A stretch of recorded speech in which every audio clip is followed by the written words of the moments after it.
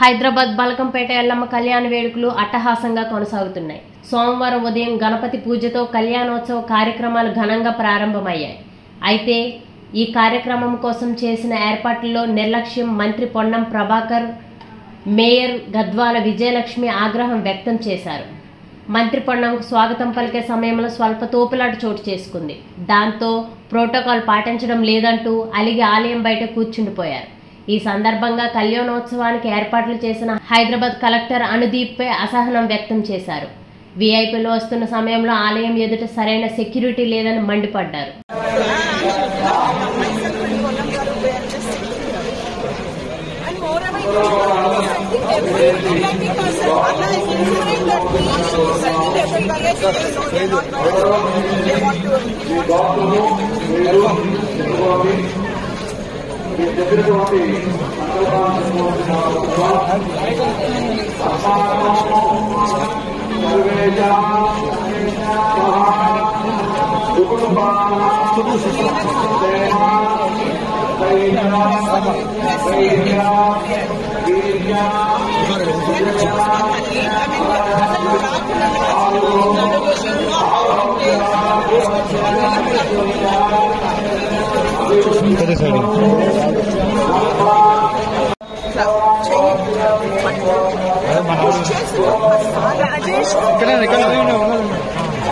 తీసుకొని వీడియో